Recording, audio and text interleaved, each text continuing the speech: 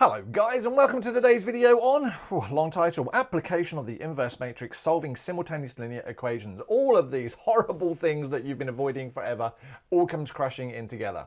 Oh, you haven't? Oh, that's good, because you've watched the previous videos, you understand what I'm talking about, and you are desperate to increase your matrix knowledge.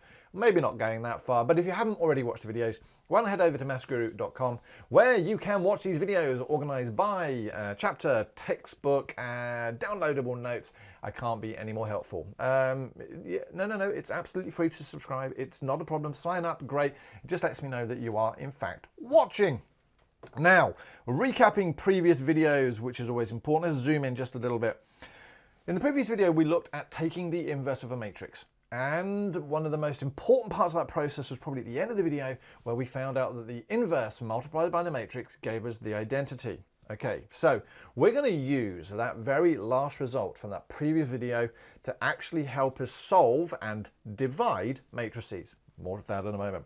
So if you don't remember, if we have a matrix defined as A, which has A, D, B, and C, the inverse with that floating minus 1 is given by 1 on the determinant. And remember, the determinant is AD minus BC. That's really important because it tells me if an inverse can be made, and in which case we can divide. I don't like saying that too much. And then there was this funky swapping corners and reversing the sign of numbers. Again, if you don't know how to do that, head back to the previous video.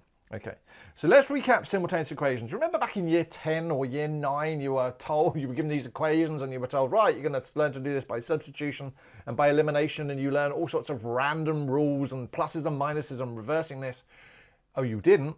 Don't worry about it. I'm going to show you how to do it the easy way now. Wouldn't it be wonderful if we'd actually done that previously? Simultaneous equations are as such. They are equations with x's and y's in it and lots of numbers. And there are two of them, simultaneous 2. Anyway, what we notice is we have 4x plus 2y equals 5. And what I thought to myself is I'm going to fire up my desmos.com. It's not mine, I just use it. And I'm going to see what that looks like if I graph it. And oh my goodness gracious me, it's a straight line. Now, I don't know about you, but didn't we always get told that straight lines had the form of y is equal to mx plus c? Well, yes and no, because of course we can try and trick you. Sometimes it actually makes life easier if we can say straight lines are in that format there. And so I have a straight line. Okay, so if that's one equation, what about the other equation? Well, believe it or not, that's a straight line too. And so if I now place both sets of equations on a set of axes, just the one axis, oh my goodness gracious me, what we notice is they actually cross. Now in this situation, they cross in one point. That's not always true of straight lines, more on that in a moment, but they cross at one point. And believe it or not, when you did all that hard work of solving simultaneous equations, you always got to the end, didn't you? And you had a value of x equals and you had a value of y equals. And in this case, you would have 3 and minus 3.5. Now, if you had a really good teacher, they'd have turned around and gone, oh, by the way, you've just found an intersection point. You found a coordinate. Maybe you worked it out for yourself, but yes, we tend to use the values of x and y as coordinates. And what you notice is, there we go. So when we solve sets of simultaneous equations, we're just finding a value of where they intersect, if they intersect. Now, the good news is you can do this on your CAS calculator as well. Again, I can show the examples for the Casio ClassPad, but I can't show you the values, the examples for the TI Inspire, because it will make this video too long.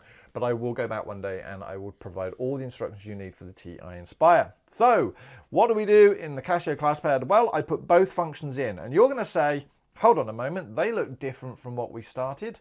Yes. The good thing about the TI Inspire is you can enter equations in the form that they were given in the question. Sadly, for the Casio, you have to rearrange them. That's beyond this video at this moment in time. There are functions on your calculator where you can rearrange and get the equations that you need to. But what you can see is I have drawn my two functions on, and it appears there is a crossing point somewhere there. If I wanted to find the intersection, you click Analysis, G-Solve, and you'll see that word there says intersection, and when you click on it, up comes the value of 3, minus 3.5. So those are your x value and y value solutions for this. So that's the reason why we're doing it, yes? But as I say here, we are going to try and make sure that we can do it with matrices, because it's much easier. So to recap one last time, when we multiply a matrix by its inverse. So when I define this matrix here, I got the inverse and I multiplied both the matrix by its inverse, I ended up with the identity matrix. And so we can write that using equations.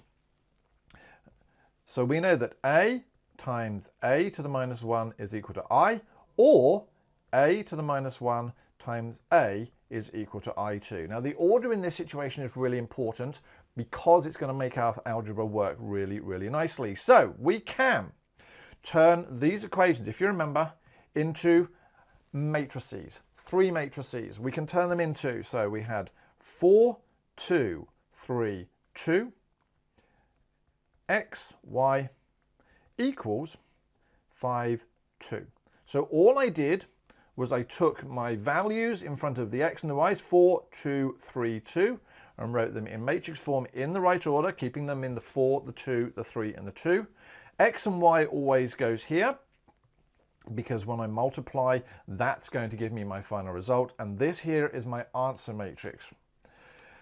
Now, because we want to be able to give these things names, I'm now going to say, let's call the matrix, I'm just writing that again, 4, 2, 3, 2. Now, the chances are you're not going to do this for all of the questions you do.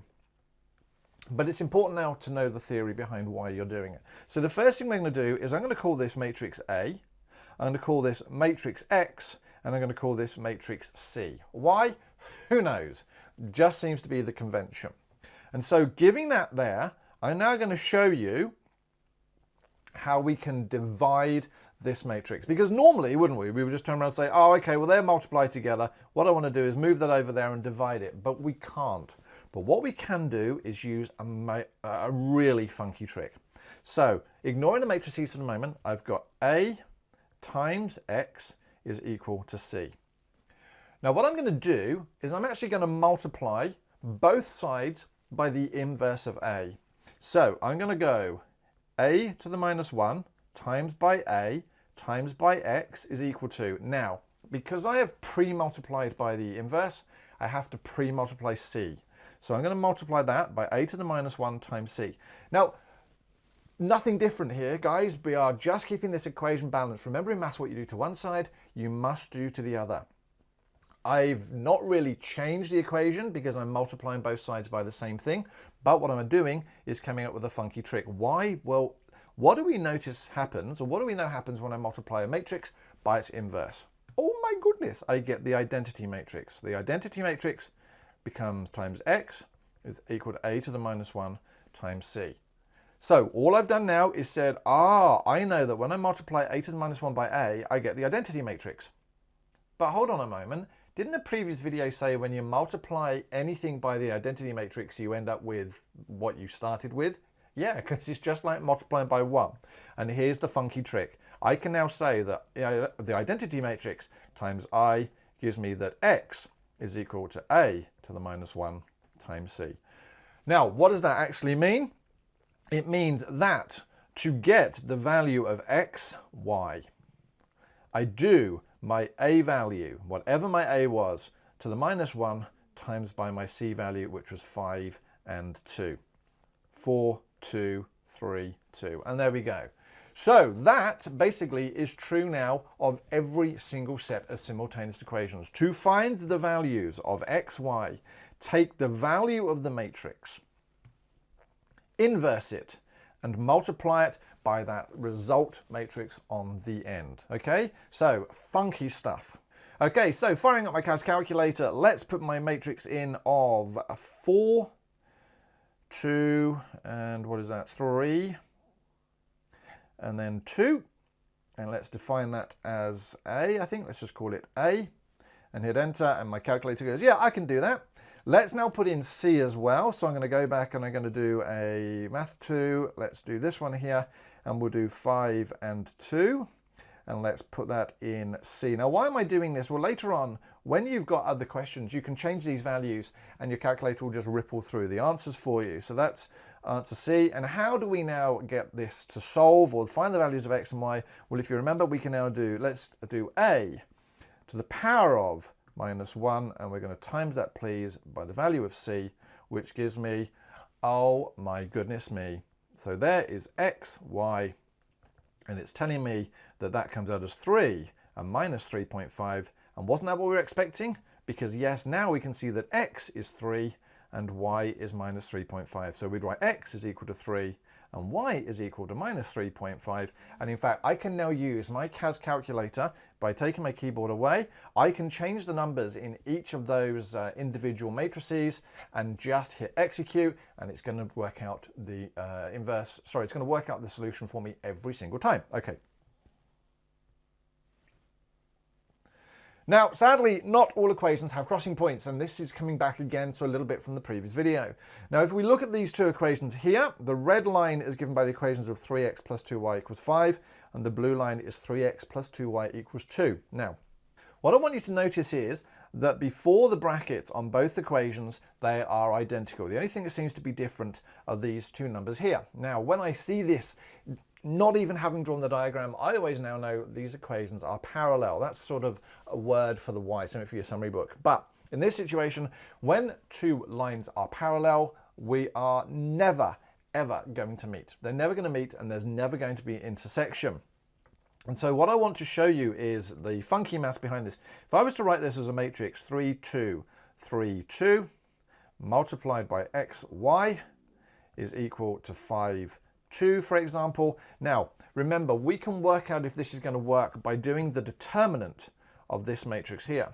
So let's just do the determinant of matrix A is equal to 3 times 2 minus 2 times 3, which is 6, minus 6, he says, putting a plus, which is equal to 0. And we decided that whenever the determinant was 0, that basically they couldn't be solved.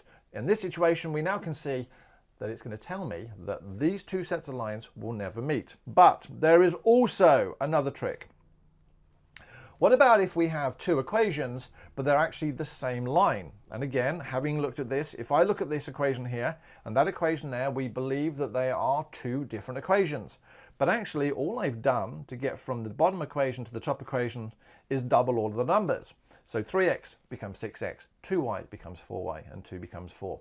Now, I can still plot these, but what actually happens is, although you can only see the red, it's because the blue line is underneath it as well. And so those two lines sit exactly on top of each other. They're not the same line, they have exactly the same equation. There's two lines there. So if I was to now look and say, well, how many crossing points are there? There are, in fact, an infinite number of crossing points. Let's just check what my determinant would be, though. 6, 4, 3, 2. xy equals 4, 2. So I'm going to look at the determinant of this matrix here. So determinant of matrix A is equal to 6 times 2 minus 4 times 3, which is 12 minus 12, which is once again 0. So again, in this situation, we can now say that if a determinant comes out as 0, it's going to tell us two things about the graph, or one of two things. They either are parallel or they are the same line. Now, of course, further maths makes things more challenging, doesn't it? It has to have its own language for this. So this is something for the summary book. Inconsistent. So if you ever see the word inconsistent, it means that the graphs are parallel. Please use that. It's going to be in an exam somewhere, or they'll ask you to define it. Inconsistent, the graphs are parallel. Dependent means the graphs have lots of crossing points, i.e. they're the same equation. So going back to the theory I just did, and just one more time, how do we know if a graph is inconsistent, dependent, or has a solution? It's to find the determinant. And again, if you remember, let's find the determinant of this. I don't even have to write out the equation, because I can do 3 times 2 minus 2 times 3, which is 6 minus 6, which equals 0. Now again, I don't know whether that's going to be inconsistent or dependent. I just have to now look at the two equations, and if you remember, if these two sides here are the same, then we know they are parallel, in which case they are inconsistent. What about this one here? How do we know if the graph has lots of solutions? Once again, we're going to do the determinant of that matrix or that graph, and we're going to do 6 times 2 minus 4 times 3, which gives me 12 minus 12, which is equal to 0. So now, how do we test? We would go back and we'd look at the two equations. Is the left-hand side the same as the left-hand side of that equation? No. But now do we check whether they are the same equation by, let's look and see whether we can go from this term to this term, this term to this term, and this term to this term using the same mathematical procedure? And actually, yes, we can. We know that to go from the bottom equation to the top equation if I times by 2, and in which case they are the same equation. And so in that situation, they are going to be, oh, see, I've even forgotten the word, dependent. Now we can also use our CAS to work out the determinant of matrices, and again, if I look at this example, I've defined my matrix as A, I've asked it to work out the determinant, and it gave me 0, but then I'd have to go back and work out what that 0 meant.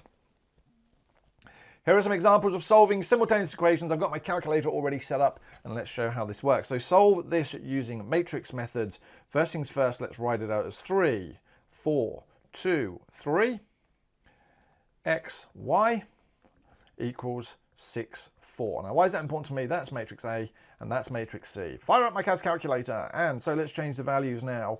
Let's make that 3. Let's make that 4.